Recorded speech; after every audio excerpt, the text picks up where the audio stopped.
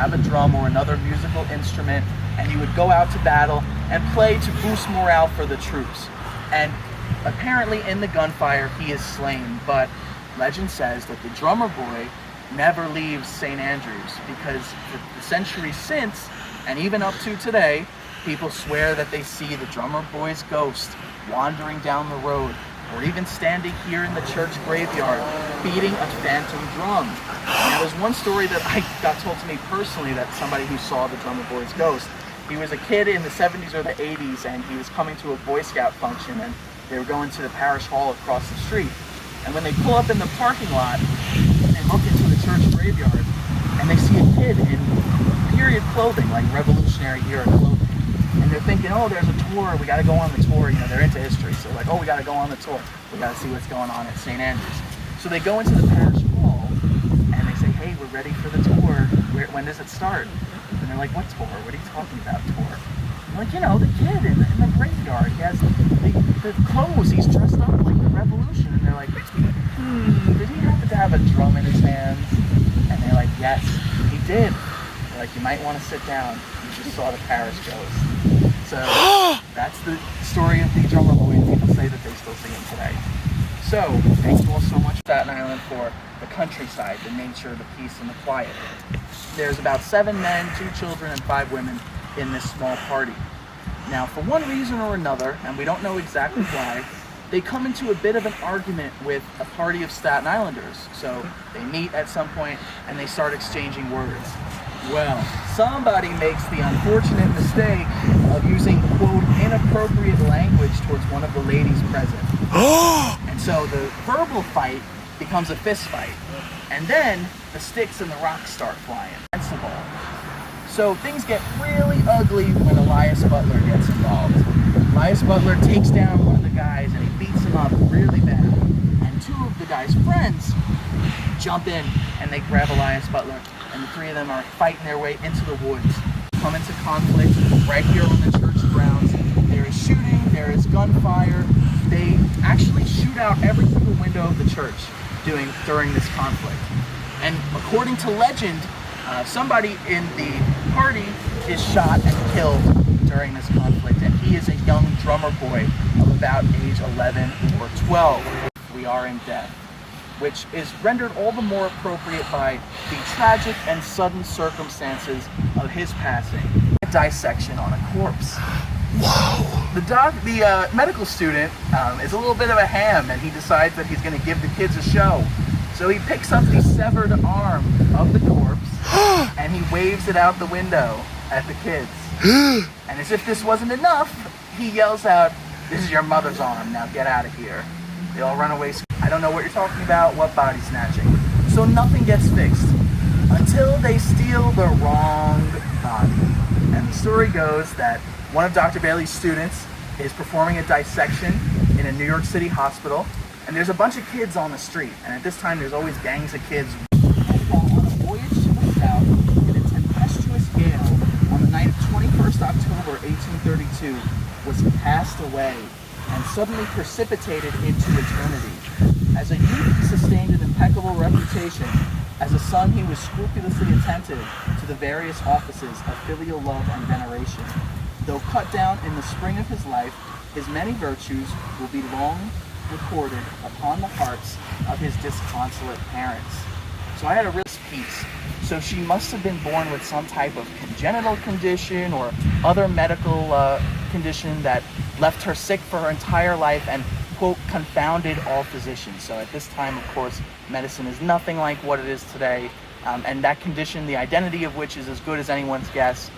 We don't know exactly what it was that afflicted her, but we do know that she passes away at just 16 years old, and her bereaved parents find it noteworthy enough to remark that on her gravestone. They choose to record that on the stone.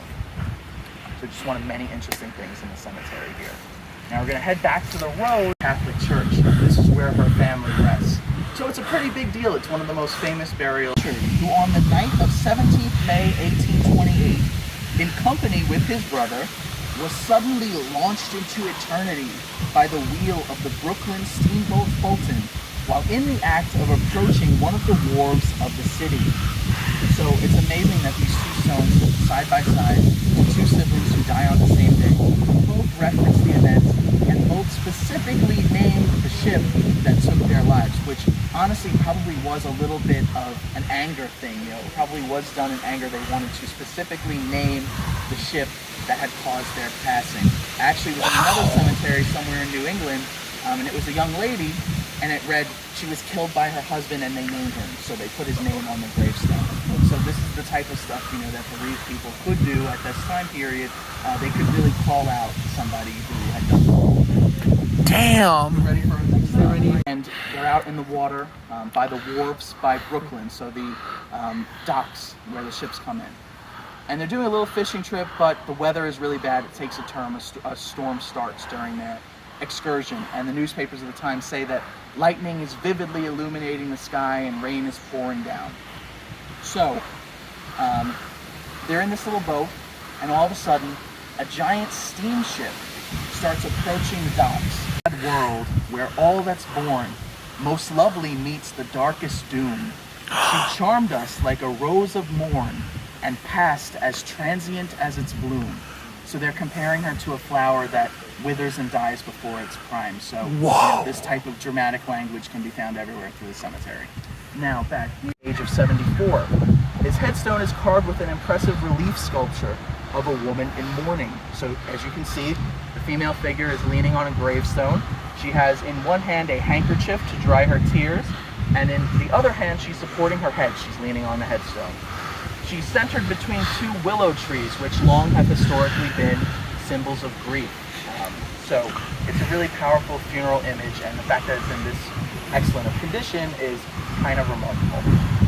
So there's more, because the inscription on John Barnes' gravestone is unusually long and macabre. It reads the following: "Sorrow and pain wear out my days. I waste the night with cries, counting the minutes as they pass, till the slow morning rise. Shall I be still tormented more, mine eyes consumed with grief? How long, my God, how long before thy hand affords relief? Mourn not, my wife and children dear, I am not dead, but sleeping here. My debt is paid, my grave you see, prepare for death and follow me." So he must have been fun at parties, huh? Native of the island of Jamaica, he was educated and graduated Bachelor of Arts at Kingstown in New York and Yale College in New Haven. Unhappily perished with the cold, endeavoring to cross a ferry, January 29, 1768. And he has a verse as well, and it reads the following: "Hark, mortals, hark, what voice that sound comes from this hallowed ground.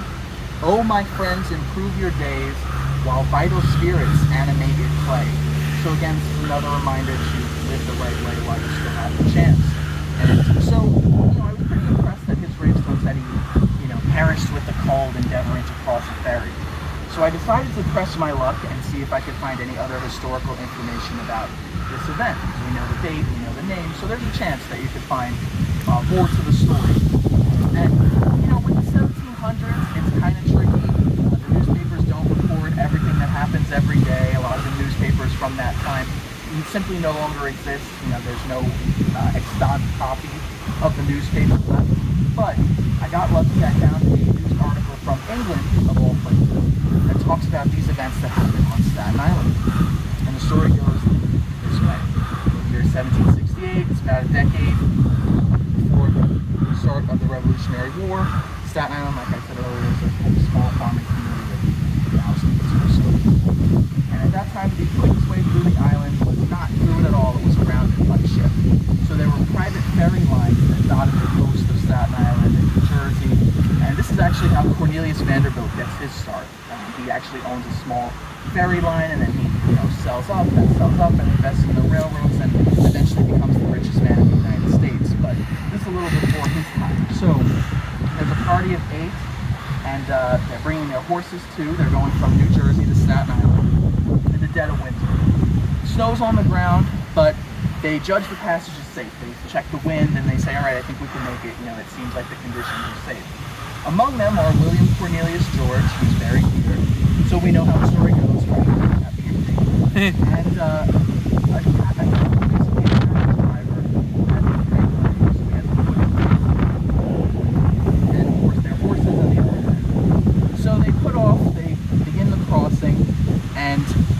they discover that the wind is not so good. Enjoy eternal life, nor evermore to either side. This is actually kind of comforting inscription. Hey guys, what time are you coming? What, the next one? Okay, so yeah, you can hang out. We'll be with you in a second. All right. So it's a comforting one. It's like, oh, like she's going to heaven. Nice, nice, nice. But that's not the case for the next door stone. So that's the stone of Emily Butler. She's 17 when she dies.